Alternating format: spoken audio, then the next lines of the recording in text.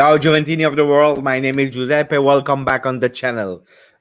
It's not easy. It's really not easy, guys, because it's long time that we didn't celebrate a victory. So at the end, Maurizio Sarri was used to the channel, and he brought us to the victory of Serie A, of the Scudetto.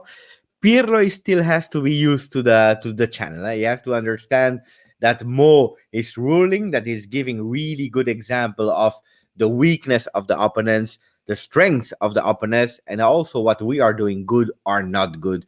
And momently, unfortunately, there are a lot of things that we are not doing good.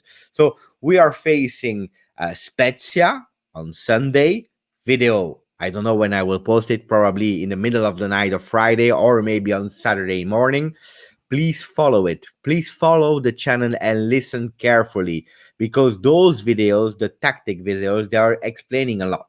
And especially for someone like me, because I have no idea how Spezia play. I don't know what the players are from Spezia. I have no idea. So Mo, ciao Mo, how are you doing? Ciao, Giuseppe. I'm doing great. Well, disappointed, but we will never give up. Mo, We will never give did up. you have fun analyzing and watching Spezia? Yeah, they're a fun team, just promoted from Serie B's, full of energy. They want to prove something. So yeah, it's a nice team. So for the people that doesn't know Mo, you can follow him on Twitter at Chehali. Quite easy to follow. I explain again what is Mo doing on the channel. He will speak about the expected 11. He will speak and guide us through the strength, weaknesses, and opportunities, but also the threat. It's a real SWOT that we are doing. Then we do the prediction time, and then we go home. This is what Mo is doing. So we start immediately, Mo, because you also added a part of history of something really nice to know in these Yeah, videos this season. I really liked it. So guide us through the first picture. yeah. So for those who recently followed Juventus, are not fully aware of what's happening here. It's not the first time Juventus play against Spezia. We played against them in Serie B back in 2006, 2007, and we lost against them at home 3-2. That was the third goal there. It's Padoin. It's not our Padoin, it's someone else. And they scored in the last minute. So we played twice against them, tied the first time, lost the second time. So let's So see what will happen the third that's time. not a great news to begin the video with. And we never, ever won versus Spezia. So that's the first news. Maybe on Sunday it will be a historic day. We will beat Spezia. Who knows? But indeed, Yeah, I remember Serie B. I remember that every stadium where Juventus was going, people, it was a party. You had all the families around the stadium, people really curious to see Juventus in all those stadiums, and they were fighting from the first until the second, until the last minute. They were fighting the people on the field, and you see on the celebration, I show again the picture, you clearly see last minute Spezia was celebrating as crazy. yeah.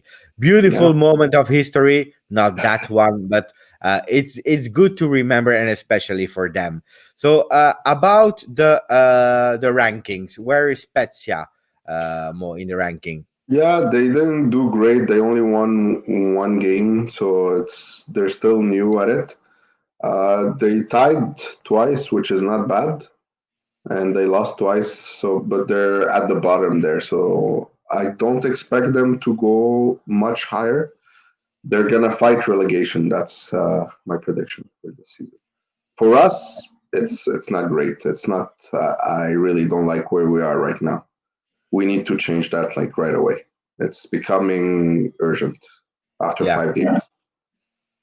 I see. And you see the first is the victory versus Sampdoria, and then the other one was even a giveaway, because Yeah, Napoli didn't come. So we need to go back to green ASAP, even if we see that at the moment it's only 4 points difference with Milan. So chill, everything can be done, Yeah, but we cannot lose anymore. We cannot lose points anymore. Tomorrow we have to win. absolutely. Then we have the expected 11s of Juve. What did you do, Mo?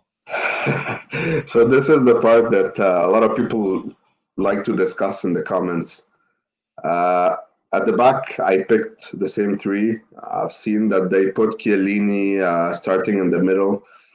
I wouldn't start him. You know, he gets injured a lot, so it's still early. Let's leave the guy alone for now.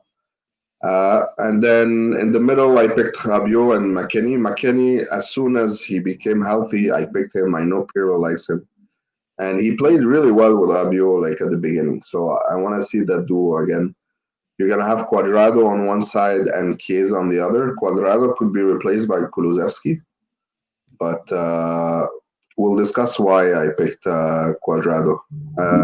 Chiesa, I still want to see him play, but he's gonna have support here with Ramsey. So I know people were harsh on him during the Barca game, but and obviously Ronaldo's gonna be there. But for me, no way he's gonna miss it. The guy is like in a cage. He wants to go out and scream and score. So we're Mm. gonna see Ronaldo and Morata. For me, looked a really great formation that you did there. I also saw Chiellini back, but normally he's supposed to be back from next week, even if he started training already with the team. So it makes no sense to put him. That's one. Then I see Ronaldo, I believe, yes, because tomorrow he has to do a final test to see if everything is okay and so on and so on. And then he should play. I totally agree that he will play. And Dybala on the bench. I just wanted to add something about Dybala because some people were reporting probably bad translation, but they were explaining that Dybala will be on the bench because of his bad performance versus Barcelona. And I wanted to say this is absolutely not the case. If Dybala will rest, we don't know yet, but if he will rest, it's because he come back from injury from 3 months without playing. He played two times the full game, so 90 minutes, and that's why he will probably rest versus them because then we have a decisive game versus Ferencvaros in a Champions League. So it makes sense to enter him in the second half, but it's not because he played bad. Because if you are really honest, if we have to put on the bench all the players that played bad versus Barcelona, we don't have enough players to start a game versus Spezia. What about them? Well, what is their style of play? Yeah, they always play with 4-3-3. They have a very attacking style. They like to play on the sides, and they prefer the right side. We're gonna have a look at that. But you have like Nzola and Giazzi. They're quite fast. They can score. Bartolome also is a key player for them. And then their defense is decent. It's not amazing, but it's okay. They have a lot of injuries too. They have 9 injured players, and this can affect them a lot. Okay. To be honest, I have no idea who the players are from Spezia. I don't know them, so I just saw a player. It looked like Pogba. The name is named Pobega. So I was thinking maybe Pogba played alla Spezia, but it is not. So No, it is another one. It's Pobega. yeah, Uh, and now the part that I love the most. Weaknesses, strengths, and so on. We start with the strengths. Do they have some strengths, Spezia? absolutely, absolutely. They, like I said, they're very attack minded, and you're gonna see that in this example. So you have Agume here passing to Salah. Salah all by himself, but look at how many players are there. You have a lot of Spezia players against Parma. Spezia is This in is blue. Huh? yeah, this is really impressive. They're not equipped with amazing players, but still they have guts and they go up front and they try to do something about it. So this is really nice to see. So here's another picture of it. Salah will try to pass the ball in the middle, but the most important thing, look at the line inside the box. You have 4 players, forming one line, bringing all the defenders there, trying to penetrate, provide solutions. You have Pobega, not Pogba, just behind, just in case like there is support. So this is really interesting. We have to see what's going to happen next. So yeah, they tried to pass the ball. It didn't go. Parma defenders were able to take it out. Bartolome right away tried to put some pressure, and still they maintained the same line in the box. They were putting a lot of pressure to get the ball back. And yeah, if you go to the next one, you're going to see they were able to do it. Agume came from the back and passed the ball again to Bartolome, and Bartolome to Nzola. And then here is the danger. You see now that they were able to take the ball back, the Parma defenders they became a bit shaky. And Nzola, as soon as he got the ball, he took the defender on him. He passed it to Agudelo, who was able to score. So this is what we have to watch out. They're going to be aggressive. They're going to attack from the sides. So Danilo, you have to watch out. Even when we get the ball, they're going to put some pressure. They're going to try to get it back and try to score. That scares me a bit more, to be honest, because if I see how we are playing and we don't shoot the ball, we keep it and we try to build from the back, and this has caused us already a lot of dangers this season. So if we are not good at taking the ball away, and if I see that they are really pressing to recuperate it when they are with 9 men in offensive style, that can cause a lot of danger. I will try to check how they do that. I hope Pirlo is checking. So Pirlo, if we have to shoot that ball, do it. What are their weaknesses? Yeah, so their first weakness is set pieces. Here, Parma, they had a foul that they provided a pass. Their problem is defending during set pieces. They're really bad at it. They just form a line. They let the opponents get ahead of them, and this is what exactly happened. Look, how many Parma players are in front? Obviously, once you shoot the ball, you have to run and go right away in front of the opponents. But here, no, they're behind, and this is a big problem for them. And here, Parma, well, they shot the first time, they didn't score. It was a rebound, but again, they were very slow in getting back, and Parma scored. Here's another example. They lost 3-0 against Milan. So that was one of the goals. Here, same thing. You have a straight line from a set piece. And then if you look at the next one, you're going to see the difference between the two actions. Look, they're very slow in reacting. And Milan scored. Leao scored here. Yeah. So this is something we could benefit from. It's rare that I've seen us scoring from there. Pjanic was one that provided these kind of passes that were really, really good. I think we're missing that, and we need to find a solution.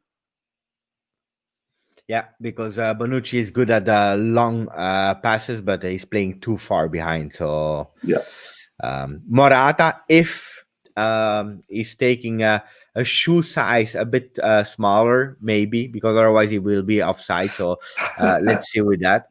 Other weaknesses, Spezia? Yes. So the other weakness, if you see here, if you put a high pressure on them, because again, we discussed how they like to push all their players forward. And you have an example here. So Agudelo had the ball, but Theo Hernandez was fast, and he put some pressure on him. Agudelo lost the ball. So what does Theo Hernandez do? He runs. The other players, they're not great defensively. Ehrlich and Chabot is okay, but still. Ehrlich is really bad there. So Theo Hernandez, he just passes in front of Ehrlich and shoots and scores. So this is a great opportunity. We need to do that. We need to put pressure on them when they have the ball. So also, I believe it's also a consequence to the fact that as they are pressing that much and staying up front with so many men, Yeah, if we are fast in recuperating the ball, we can create dangers. Um, absolutely. we saw all the game versus Barcelona, and it was a disaster, and we know it in a lot and many aspects. But is there something good that we can see from that game, Juventus Yeah, Barcelona? yeah.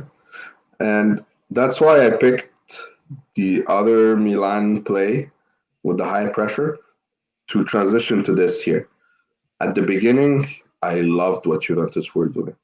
If you see, everyone was pressuring. Look at all the Juve players. Barcelona was choking there. They didn't know what to do.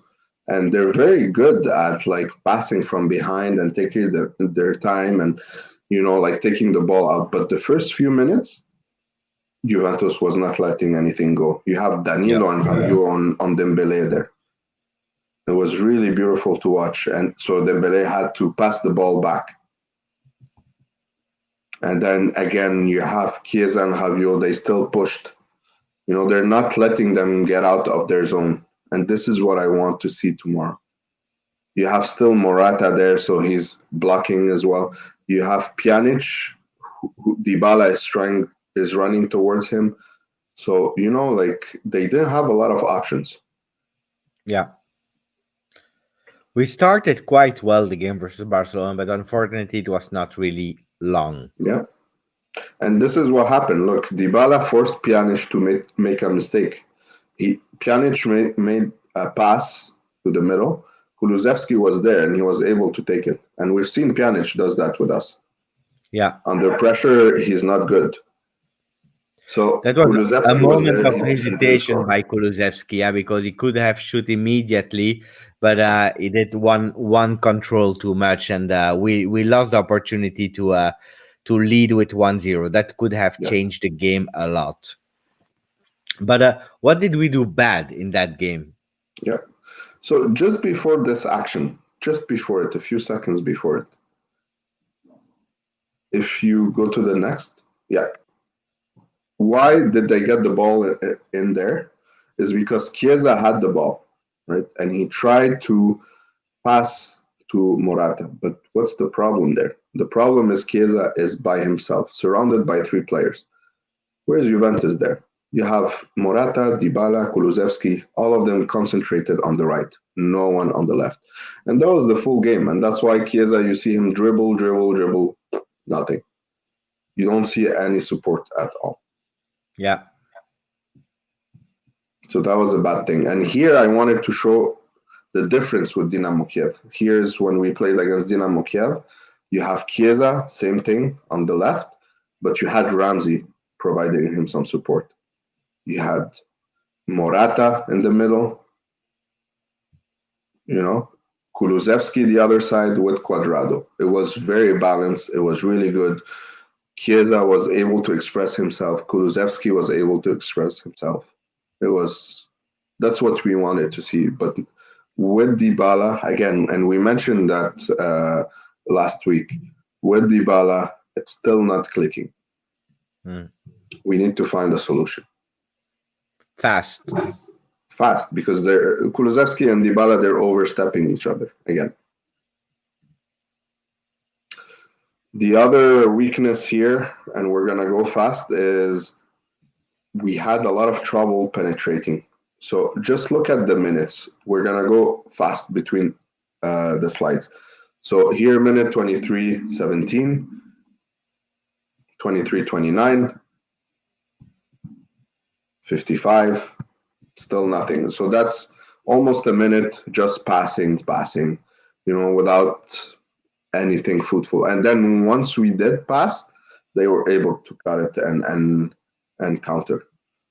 We had like most of the game when Juventus had the ball, it was us in our middle in our own like middle, and we couldn't penetrate. There was no long passes. There was no vertical passes. Nothing. It was really bad. It was a really, really tough game. Mentally, also, I believe Juventus gave up at a certain moment, especially Yeah, after the third goal that they canceled to Morata. I believe yeah, this was really mentally, they stopped. They gave up, and it was really clear. But I agree with you. At a certain moment, Barcelona was not even pressing that much. It was only 1-0. It's not yeah, that they were winning 3-0 or whatever. It was 1-0. They were not doing, because I didn't see an extraordinary Barcelona. I saw a really bad Juventus, but yes. Barcelona was not that great, neither. No, So they no, were, at a certain moment they took over the control of the game. Really pity. So I hope we can see a change tomorrow. And having Ronaldo immediately instead of for the next game, but immediately versus Spezia can be a beautiful motivation boost, I believe. yeah. Um, Great, and then we have the threat of the game. Uh, I don't know him. Who is he? Bartolomei. So he's the threat because he provided a lot of assists last season to Spezia. He's good at that, and from what I've seen is that if you're playing Fantacalcio, he could be a good player to pick. Not tomorrow, not tomorrow, not against Juve, but in general, his specialty is providing assets, so we have to watch out for him. And again, he plays on the right. I'm curious to discover him. I hope he will play really bad tomorrow. Mo, we finish with the predictions for tomorrow. Yeah, I got many wrong lately, but we have to win, Giuseppe. Like, come on, we have to win. This is We have. unacceptable. I agree with you. Two, 2-0, 2-0. That's it. I believe Ronaldo will take big vengeance of his quarantine. He was Yeah, pissed off, so tomorrow he will bang goals in all possible position. I say tomorrow, but it can be that it's Sunday, so it depends on one day I will put the video on. Uh, Thank you, Mo. Was again really nice. Don't forget follow Mo on Twitter. A really nice guy. Comment all the video because Mo is always answering to everyone in the comments. It's super nice. I try also when it's possible. So let me know what do you think Juventus will do? We will kill them. We will not. Do we will tie again in Serie A? Let me know. Don't forget put a maximum of like, subscribe to the channel, and as per tradition, we finish with the last words of Mo on the channel. Thank you, Mo. thank you. So, thank you, everyone. I hope you enjoyed this one. I know you've been disappointed with Juventus lately, but don't give up on them. We're gonna win. We're gonna find solutions. Don't worry. Pirlo's watching, and thank you to everyone. Fino alla fine.